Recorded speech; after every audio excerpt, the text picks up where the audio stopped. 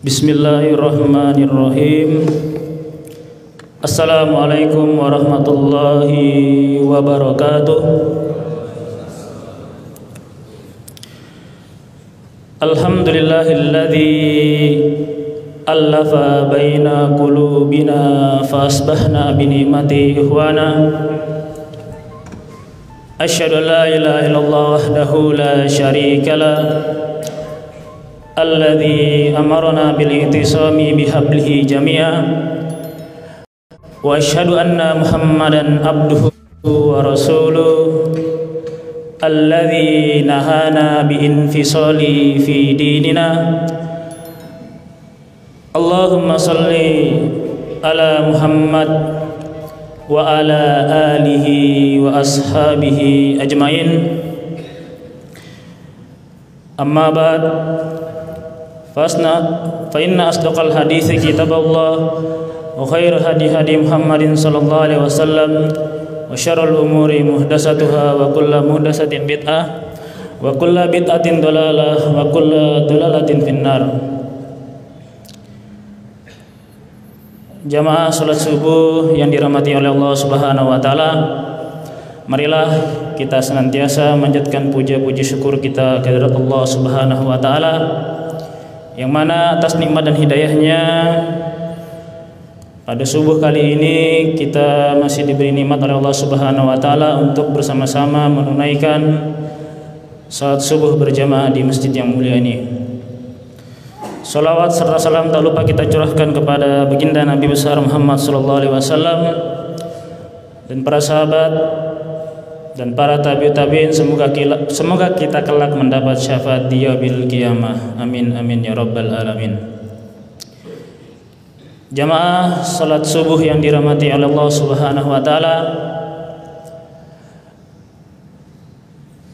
pada kesempatan subuh kali ini insyaallah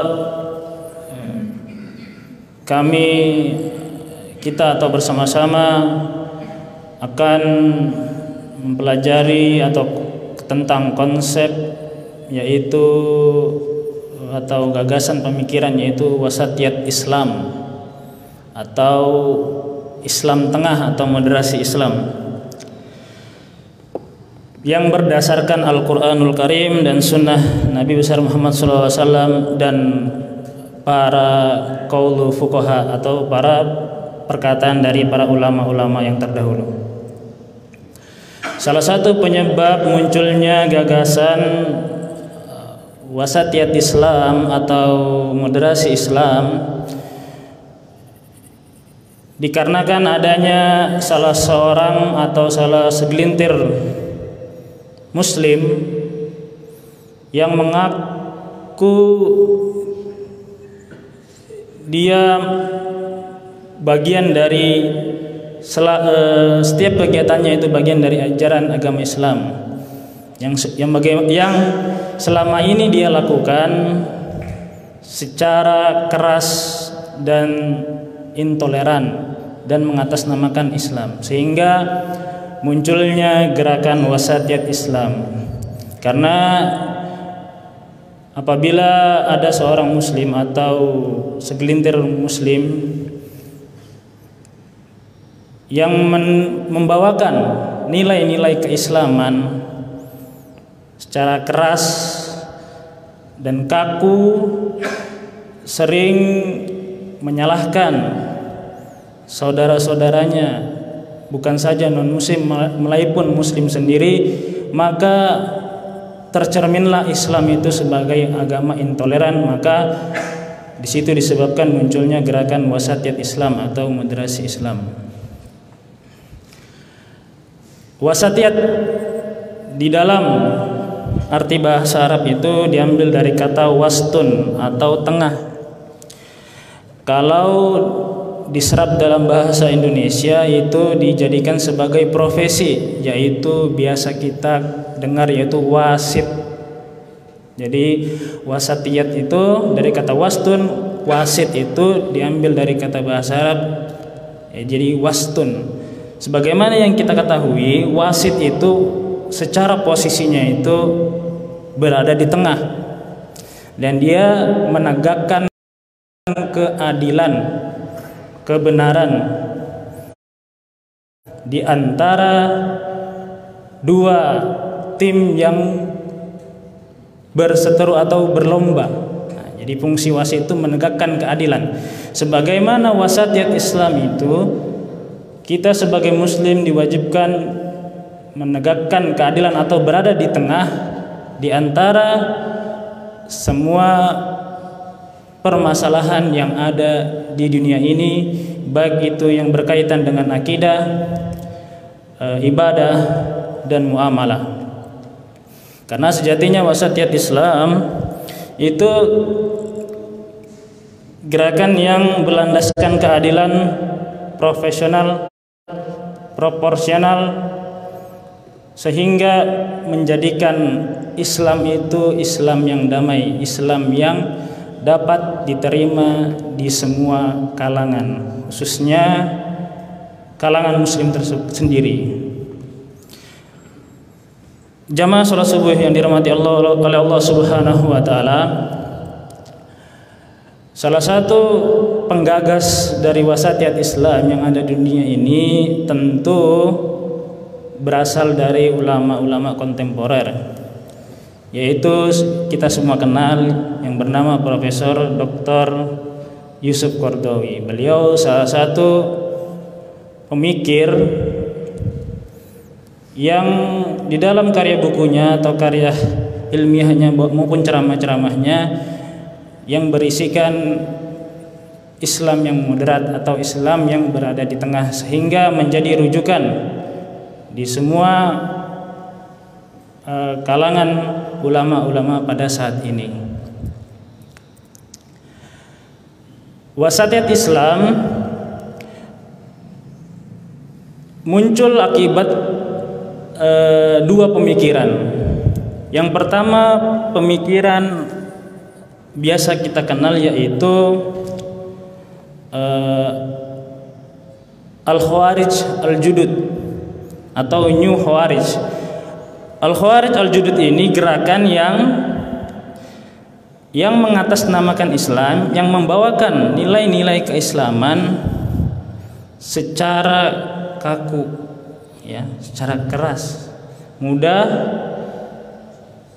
membid'ahkan saudara-saudaranya muslim sendiri, sehingga orang-orang menganggap Islam itu Islam yang kaku, sempit, tidak mau mengalami perubahan dalam hal, khususnya dalam hal muamalah.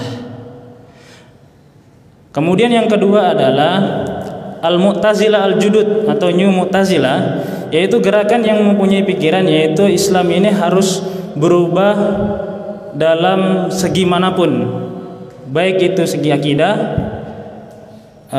muamalah dan ibadah, sehingga nas-nas yang ada di dalam Al-Quran ini tidak relevan lagi bagi kehidupan umat muslim yang ada di dunia ini, dan mereka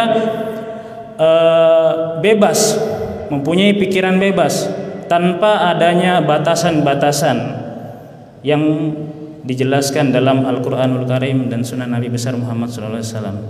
Nah, maka muncullah wasatiyat Islam ini menjadi penengah, artinya tidak ekstrim ke kiri, artinya tidak kaku juga, dan tidak bebas juga dalam berpikir. Nah, dia berada di tengah-tengah, ya, at-tafrid dan ifrat, ya, tidak ekstrim ke kiri dan tidak ekstrim ke kanan juga, dan dia wasatiyat Islam ini berada di tengah-tengah, ya, berada di atas dan untuk semua golongan, artinya memposisikan dirinya sebagai di tengah. Ya. Menurut Muhammad Ali As-Salabi, salah satu ulama kontemporer, yaitu salah satu sahabat dari Yusuf Qaradawi, beliau menulis tesisnya yang berjudul Wasatiyat fi Quranil Karim di salah satu universitas di Sudan, yaitu Omdurman University. Beliau mengumumkakan kata wastun di dalam Al-Quran itu ada 4. Yang pertama adalah di dalam surat Al-Baqarah ayat 143. Nah, menariknya adalah kalau kita teliti di surat Al-Baqarah ini jumlah ayatnya ini 286. Tetapi di dalam surat Al-Baqarah ini ada kata wastun, wa kadzalika ja'alnakum ummatan wasatan. Terdapat di ayat 143. Artinya apa? 286 kalau dibagi dua, setengahnya yaitu posisinya yaitu di ayat 143. Jadi Allah menempatkan kata wastun ini bukan sekedar maknanya saja, tetapi ayatnya juga berada di tengah-tengah surat Al-Baqarah. Dan uniknya lagi di dalam Quran itu, di selembarannya itu tempatnya itu di tengah juga. Jadi sesuai dengan katanya wastun, ya, menempatkan sesuatu pada tempatnya. Nah, wa kadzalika ja'alnakum ummatan wasatan. Kata wasatan di sini Imam At-Tabari menafsirkan yaitu di sini dengan arti al-adalah, keadilan. Al-adalah adlun. Al-adalah itu sesuatu yang tegak lurus, tidak condong ke kiri dan juga tidak condong ke kanan. Sebagaimana kalau kita melakukan praktek sholat di dalam setelah kita melakukan ruku ada yang namanya al-i'tidal. Al-i'tidal itu posisi badan kita tegak lurus. Artinya apa? Ketika kita melakukan i'tidal, badan kita tidak tegak lurus, maka sholat kita bisa dipastikan tidak sempurna karena tidak tegak lurus, kecuali bagi orang-orang yang memiliki fisik yang ada yang mengganggu supaya dia tidak bisa tegak dan lurus, itu bisa ditoleransi. Tetapi kalau fisiknya sudah sehat, maka dia harus melakukan i'tidal, itu tegak lurus, ya. Ini al-adalah, keadilan di dalam rukun yang pertama. Yang kedua adalah hafizu ala salawati wa salat wa hafizu ala salati wa salawatil wusta wa qumu lillahi qanitin. Peliharalah salatmu dan salat wusta dan dirikanlah dengan khusyuk. Salat wusta di sini ulama menafsirkan atau At-Tabari menafsirkan yaitu salat asar, yaitu posisinya di tengah, secara posisi letaknya di tengah, di antara sholat maghrib dan isya dan sholat zuhur dan subuh. Posisi sholat asar itu posisinya di tengah. Yang pertama tadi al-adalah, keadilan. Yang kedua ada secara posisi harus di tengah. Yang ketiga adalah di dalam Al-Quran qala awsatuhum alam akul lakum laula tusabbihun. Berkatalah seseorang yang bijak di antara mereka, hendaklah kalian bertasbih. Apakah aku sudah mengatakan bahwasanya hendaklah kalian bertasbih? Qala awsatuhum. Al-Qurtubi menafsirkan ayat ini qala awsatuhum. Awsat di sini seseorang, salah satunya yang orang yang paling baik di antara mereka, maksudnya di sini orang yang paling memiliki keilmuan, artinya berwawasan. Tidak mungkin kita menerapkan wasatiyat Islam atau Islam yang tengah tanpa kita berpengetahuan luas. Karena sejatinya orang-orang liberal itu yang memiliki pikiran yang bebas, mohon maaf, dia mendahulukan pikirannya bebas tanpa didahului dengan pengetahuan yang luas, sehingga ucapan yang dia keluarkan ya tidak bertanggung jawab atas keilmuannya. Artinya al-ilmu syai'in wa mas'uliyatul ilmi syai'un akhar. Ilmu itu adalah sesuatu dan tanggung jawab ilmu itu untuk tanggung jawab diri kita kepada Allah Subhanahu wa taala. Pertanggungjawaban ilmu. Yang ketiga. Yang keempat adalah hawasatna bihi jam'a. Dalam surat Al-Adiyat, para kuda-kuda itu menyerbu di tengah-tengah musuh.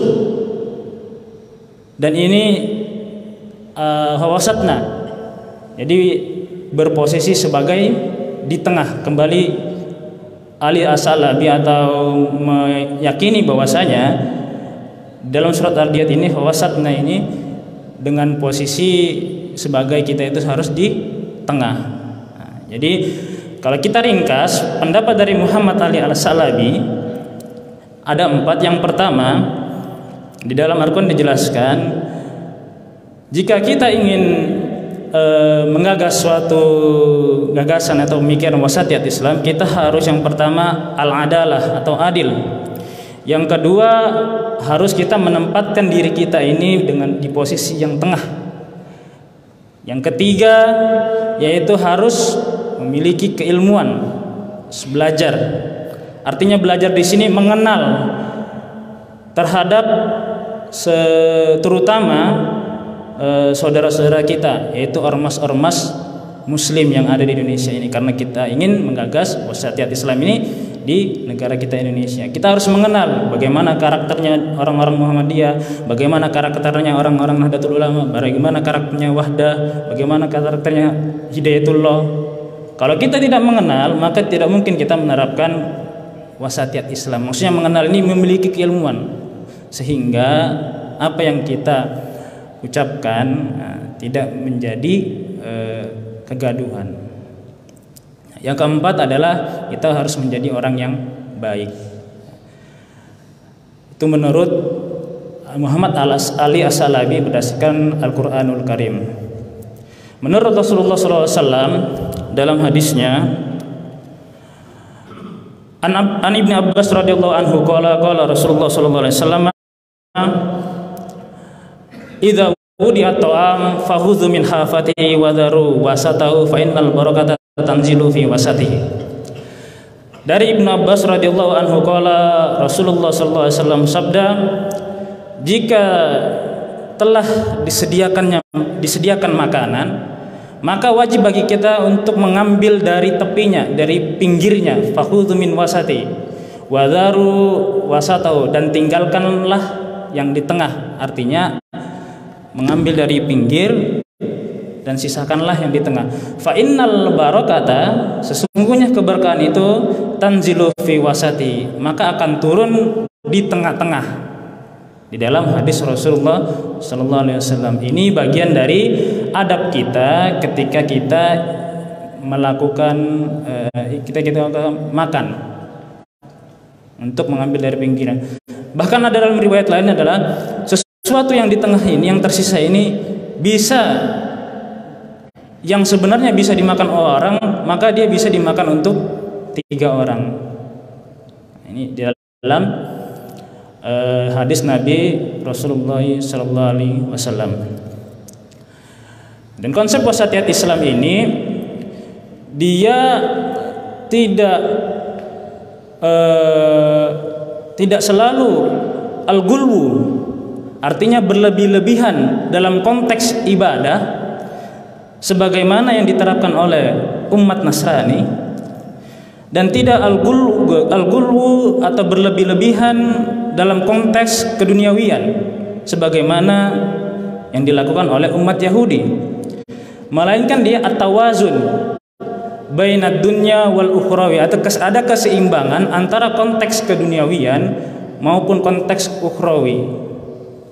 Ya, ada keseimbangan at-tawazun, berada di tidak juga berlebih-lebihan atau tidak juga ibadah terus tanpa memikirkan dunia, artinya sholat terus, al-gulu dalam beribadah, sholat puasa tidak juga.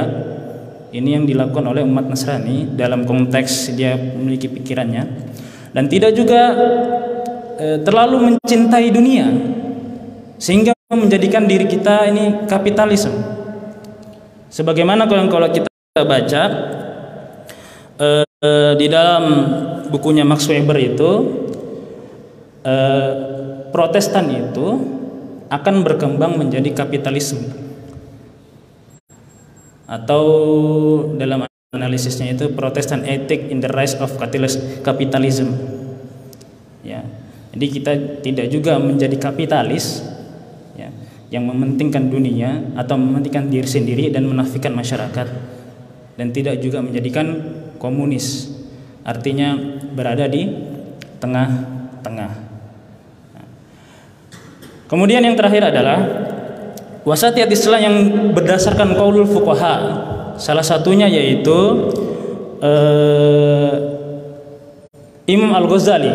Kata Imam Al-Ghazali dalam karyanya di kitab Ihya Ulumuddin di dalam bab zuhud, seorang sahabat Nabi itu ketika dia bekerja di dunia tidak untuk dunianya melainkan untuk agamanya, tetapi dia tidak